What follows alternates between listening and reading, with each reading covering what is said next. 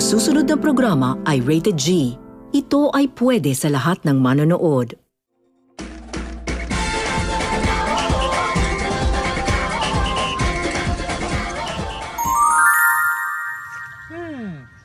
Ang sinaing ay matagal nang nakasalang, ay hindi pa rin nagagatungan. Kailangan gatungan ng sinaing, nang maluto tayo't makakain. Ang kahoy na panggatong ay di masindihan, ay higit na mas marami ang nasa kalan kaysa sa kailangan. Tama si Maring, ang isa'y malungkot, kaya't naghahanap. Dalawahay angkop, at siyang anong sarap. Ngunit pag nagtatluhay, isa na ang kalabisan. Kung di tiyak ni Neneng kung sino sa kanilang kakausapin, mga kanayon, anong kailangan? Alam ko na. Ang karagatan. Handa ka na ba, Neneng? Tumanggi man po ako'y walang mangyayari. Kagustuhan mo pa rin ang masusunod. At kayong tatlo? Opo! Neneng, akin na ang iyong singsing.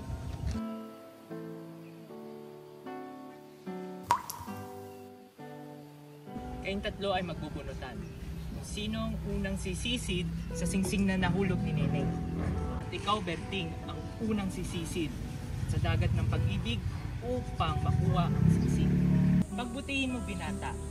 At si Neneng ay maraming nalunod na talisuyo sa karagatan.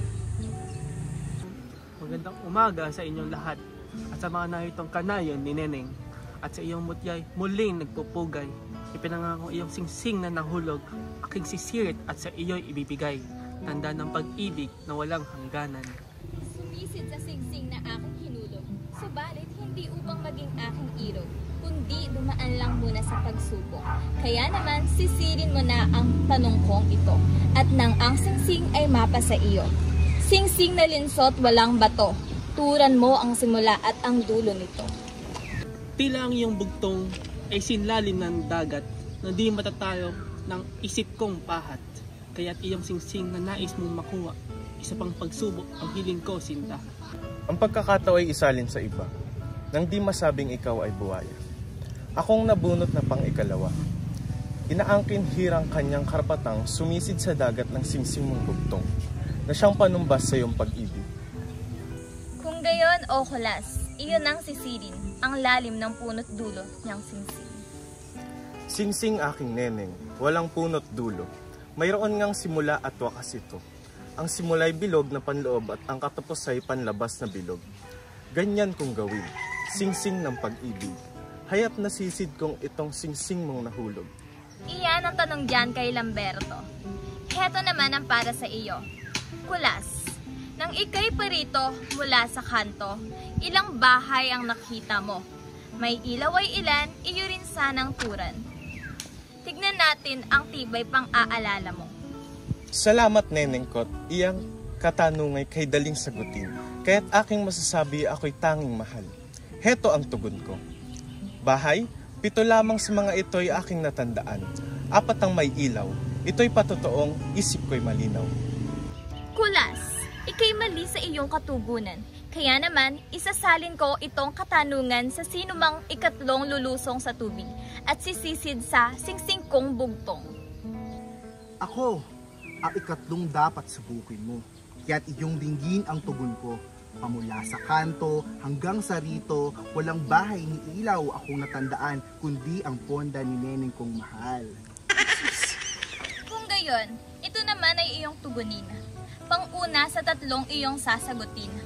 Bakit ba ang tubig sa bilog na mundo ay hindi tumatapon? Walang ligwak ito. Sa abot ng isip, narito ang aking tugon.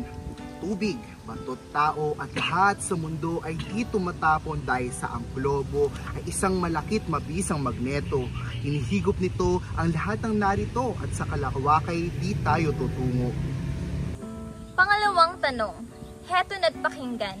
Paanong buwan sa langit ay tanglaw? Aking mapaglalaruan at mahahawakan. Pangarap ko ito simula musmus pa lamang ako.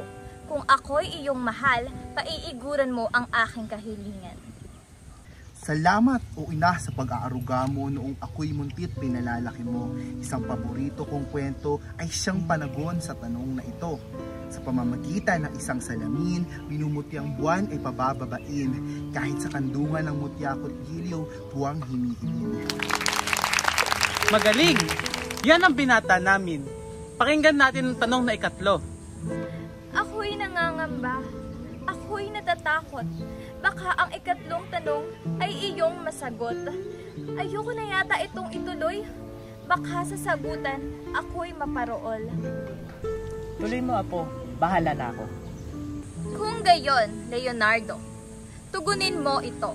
Kung tayo'y makasal, ay nanaisin ko na magpulot gata sa bayang Mindoro na ating sasakyay, binalsang kawayan na bigkis ng lubid na pawang hinabi sa buhanging pilot, ikaw ang pipili. Neneng, aking mahal, sadyang mahal kita. Kaya't imposible pag-aariin palubid na buhangin aking pipiliin. Kung pababaunan ng aking pagkain, bawat isang linggong kakailanganin, sa sangdahong ipin iyong babalutin. Di ba't ang hiling sa akin ang galing? Bakit ngayon ako'y pasusulitin? Pagkat paniwalang di ka sinungaling. Ano ang batayan ng iyong pasaring? Salamat kung gayon, Mutyako at Giliw.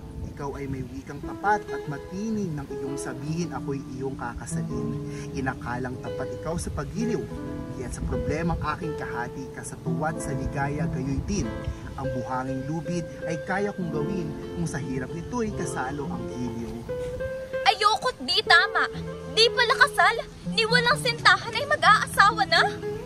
Hindi nga mag-asawa, ngunit may pagsinta. Ay sayang. Sayang ang pag-ibig. Sayang ang singsing na hinulog sa tubig kung ikaw lang rin ang sisisid. Hiling kong kumati sana ang tubig. Sa unang pagkakataon ay nagkaganito ang apo ko. Ako ang hahatol. Tama si Nardo. What?